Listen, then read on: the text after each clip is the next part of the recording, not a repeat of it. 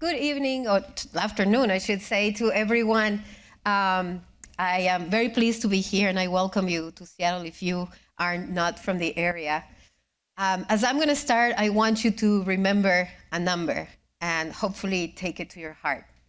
98108. Remember? 98108. That is the zip code of the neighborhood where I belong, and I've been living here for the many, many years. It's also the zip code where my kids have grown. I have 3 beautiful kids. And it's the zip code where you go and you see many beautiful, cultural, different colors, different food, and many, many different injustices as well. The Duwamish Valley, if you haven't been familiar, if you flew here, you pass by it. We live right next to the Seattle-only river, which one time was a beautiful connection where our Duwamish, the first people of Seattle, live in harmony with the river, not on top of the river, with the river at all times. The Duwamish tribe has been here from time immemorial, and they have been here stewarding the land. Unfortunately, the Duwamish tribe has not been federally recognized to receive all the benefits that needs to thrive. Some of the aspects of the neighborhood, 98108 serves 2 communities, South Park and Georgetown. In the South Park side, we have been seeing the impacts of climate. In the Georgetown side as well. We just look different in the demographics. We have one of the most diverse communities in the Seattle neighborhood. Our youth is the largest number of youth of color in King County area, where more than 100 languages are spoken. And I'm bringing this up because it all relates. It all relates in the Duwamish Valley when we talk about cumulative impacts. We don't only are a resilient, a beautiful community, but we also see what we one time saw as a beautiful body of water, the Duwamish River, bringing all these benefits to us as a habitat, salmon being the main fish that we have that feeds the orcas that you see in this beautiful Puget Sound. But after industrialization, of course, it went from a beautiful, wavy, meandering river to make it a straight river. Why? To serve all these economic purposes. Even though we have more than 2,000 industries around it, we haven't seen the benefits back into our community to represent what it needs for a community to thrive. We don't only have that in the industries that are bringing all these emissions and all these injustices sometimes because we love work, we love jobs, we love this economic vitality that Seattle has, but we don't like the injustices that it has this brought in time immemorial since ever in the industrialization came. With that, we saw impacts on air pollution, giving us the highest asthma hospitalization rates in the whole King County area. And 10 is the number of life expectancy difference between my neighborhood, which is 15 minutes down, and a neighborhood that is 15 minutes from here. 10 years of life expectancy difference. It's a big difference when you are in the middle of 2 airports, when you don't have enough tree canopy, and when you also are breathing PM 2.5 and lead and cadmium and arsenic coming from all these different sources of pollution. How do we know about cumulative impacts? And I want you to remember this. We have done all the community science, including our youth. They have helped us realize all these different scientific information because there is community expertise.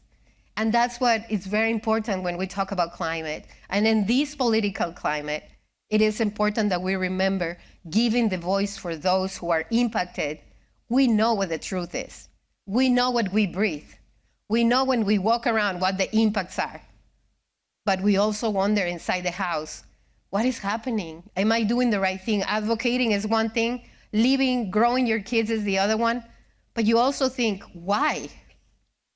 And then I want you to think of Sophia. Why does Sophia have asthma in the Duwamish Valley? Oh, because this is the only neighborhood Sophia could afford. Really? Why was this the only neighborhood she could afford? Oh, because there wasn't any other affordable neighborhoods they could live. How come there was no other neighborhoods that Sophia's parents could afford? Oh, because it's a polluted area, so things were cheaper. There's no need to put higher prices into it. So always we go to the root causes. And that's what our organization has been trying to do, the Duwamish River Community Coalition, in collaboration with many, many partners. How do we turn the curve and we just go from the just transition and thinking all these root causes of, land is number one. How come people of color, redlining is an issue, people of color have been put into neighborhoods that are smelling, that are impacted in the everyday, because that was, for our kids, for our families, it's okay to be there. So climate change has impacted different way for us.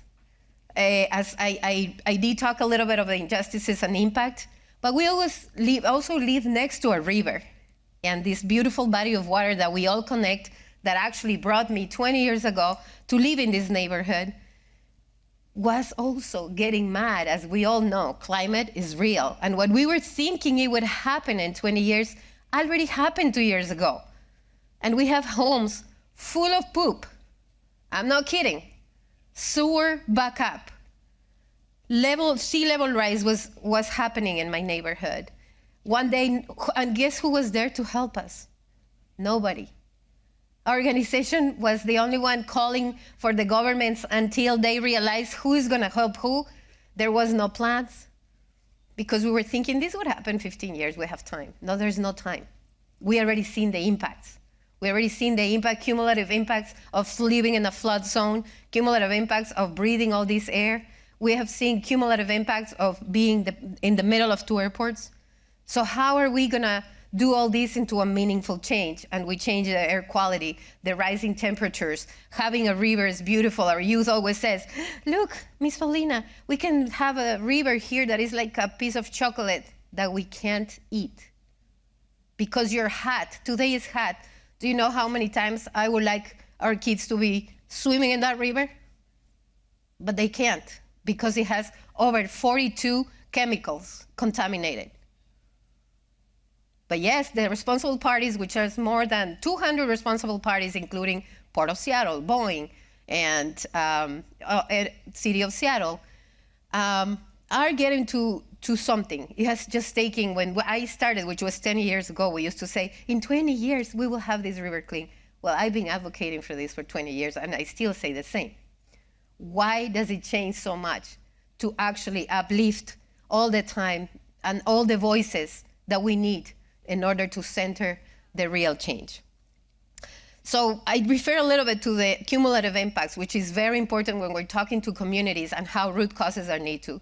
We're not just exposed to one thing, to the river pollution, which is a Superfund site, one of the most toxic in the nation, but we're talking about air. So how do we create policies? And that is what is so important in a time what everything that we're saying in our mission statement is trying to be erased. Environmental justice, DEI, diversity, equity.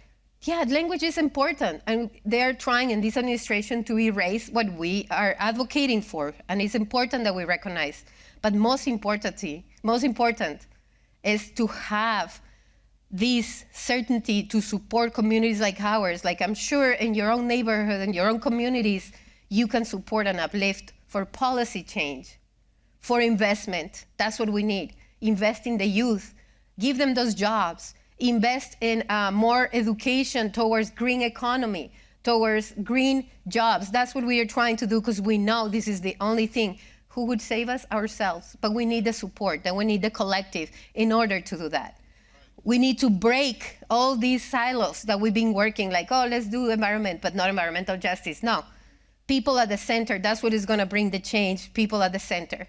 So we can continue supporting what the United States is, reaching diversity and reaching knowledge and wisdom and bringing those to the center that have been left behind for a long, long time.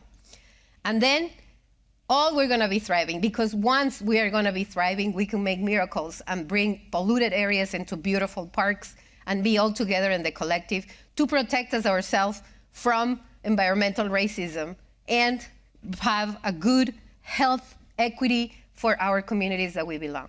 Thank you so much, everyone.